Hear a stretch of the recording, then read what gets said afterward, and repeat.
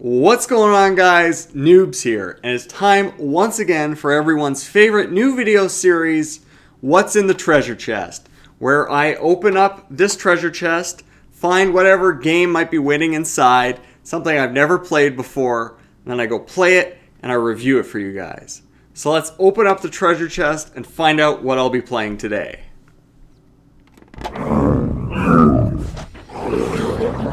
Okay, looks like a couple of games this time. A couple of Game Boy cartridges, clearly not official. This one just says game here. It's got a ripped label and then a list of 7, I assume Game Boy games. Picture of Bugs Bunny, it says Crazy Castle 3, and then a cowboy, it says Lucky Luke. And then this other one, it says multi-games 47 in 1. Quite a deal over here. Looks like Pokemon Yellow, Wario Land 3, Pokemon Blue, a Street Fighter game, a soccer game, and a racing game maybe on here. So I guess I'm going to go play this combined 54 games for you guys and let you know what I think with a review afterwards. And we're back. Well, this was quite an adventure. Now I started with game. This is the 7-in-1 cartridge. And it turns out the games included here are Crazy Castle 3, Lucky Luke, Centipede, Super Mario, Top Tennis, Castlevania, and Tetris. I mean, those names are shortened on the menu. But you know what? As luck would have it, all 7 games actually worked. I tried them all. Obviously, this is a pretty strange selection. If you're going to pick a top 7 of Game Boy games, obviously Tetris and Super Mario Land would make the cut. Castlevania Adventure, you know, maybe that has its fans, I'm sure. Crazy Castle 3, I mean, I think that Crazy Castle series is somewhat liked. It has a following. Lucky Luke, though, I don't know how that particular game made the cut. It is some kind of platforming, shooting, western game. Centipede is Centipede, no surprise what that is. Top Tennis, basic tennis game. But you know what? I gotta give them credit here. All 7 of these games actually work. And, well, obviously Super Mario Land and Tetris are a couple all-time classics. The rest of them, maybe, to varying degrees, are alright or not so alright.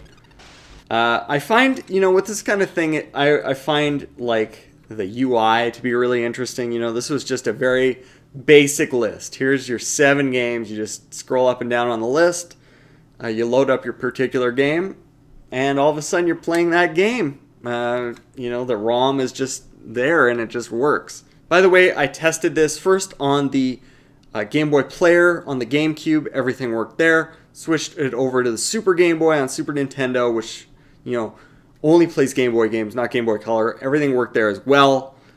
Well, then, after that more or less positive experience, I loaded up this Game Boy Color cartridge. By the way, on these 2 cartridges, you can really feel the weight difference. The gray game cartridge, very light. This one feels pretty chunky, pretty hefty. So, I mean, 7 games versus 47 makes sense, I guess. There's a lot more memory or whatever going on inside this one. But sadly, it does not work remotely as well either. So, I mean, again, on the menu, it's simple UI, just a big list of 47 games you can scroll through.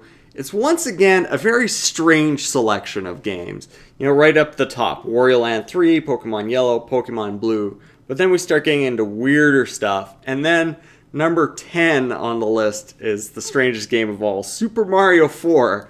Now, I'm sure I'm not the only one who is not familiar with Super Mario 4. So of course I had to try that game first. And wouldn't you know it, nothing loaded. A sign of things to come, I'm afraid. Wario Land 3 loaded the intro to the game. I had to sit through the opening cutscene, and then I went to load the first level, and the game just flatlined. The Pokemon games, I couldn't get those to work.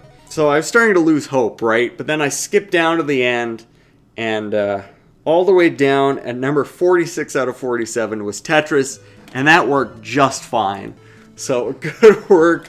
At least some of these games do work. In fact, I started scrolling through and just trying random games. It seemed about even odds whether or not the game would work or not. It was always very... the Wario one was unique in that the rest, you would just get to the screen where it says Game Boy, and you would just see the name Nintendo, and it was distorted. Like maybe sometimes you put in a Game Boy game where the connection isn't working quite right, and it looks distorted.